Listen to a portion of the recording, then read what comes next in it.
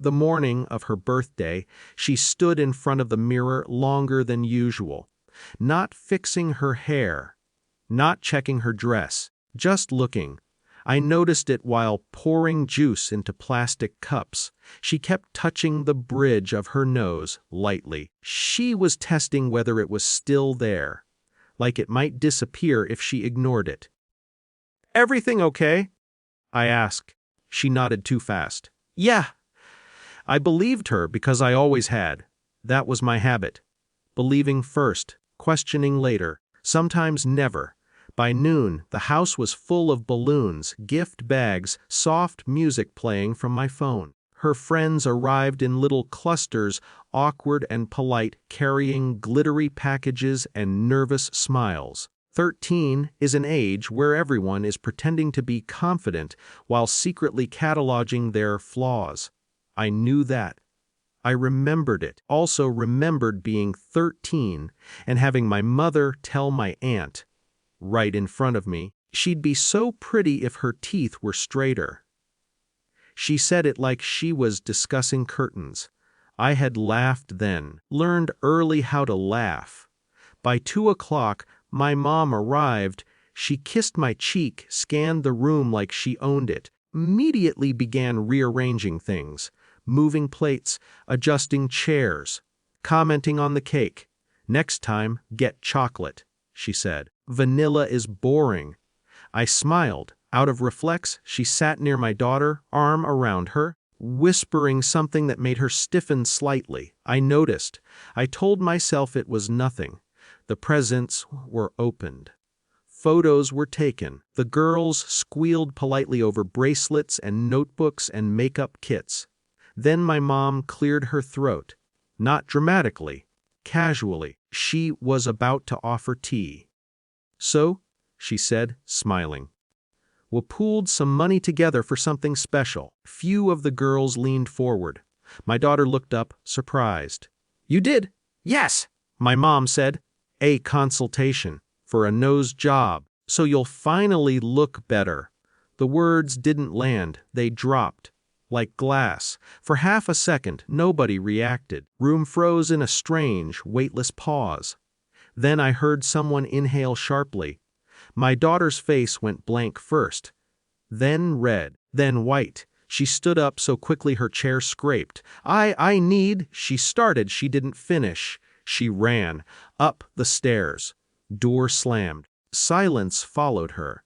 One girl whispered, "Oh my God." Another pretended to check her phone. Within minutes, parents were being called.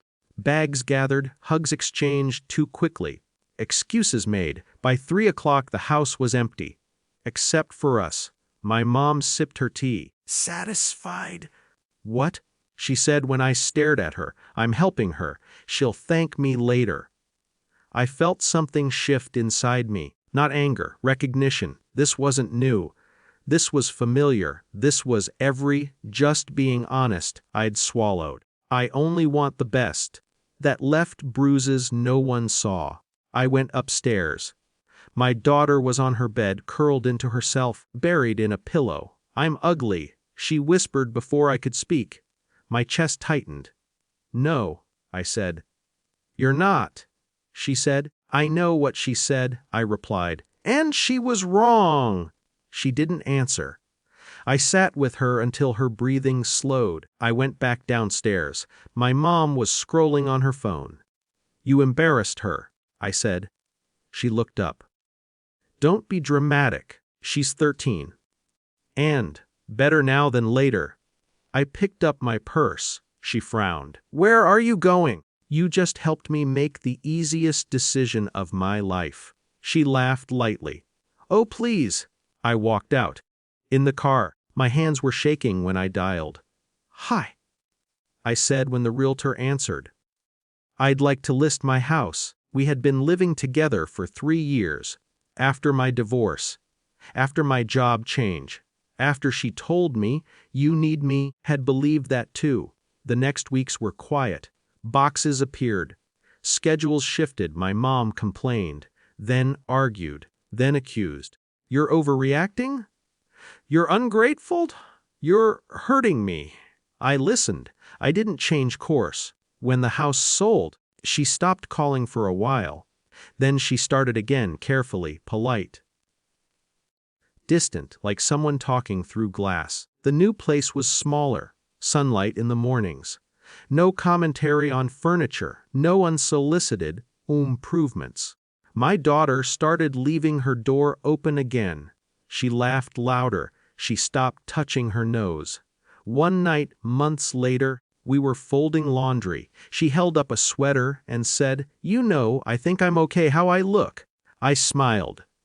"I know." She hesitated. "Thanks for choosing me." I didn't answer right away, because I hadn't chosen her that day. Not really. I had chosen myself, for the first time, and that had changed everything. Some things are still unfinished. My mom and I speak carefully. There are words we never used. There are apologies that never came. But there is space now, and in that space, my daughter is learning something I never did at her age. That love does not require correction. That kindness is not a disguise. She is not a project. She is enough. And so am I.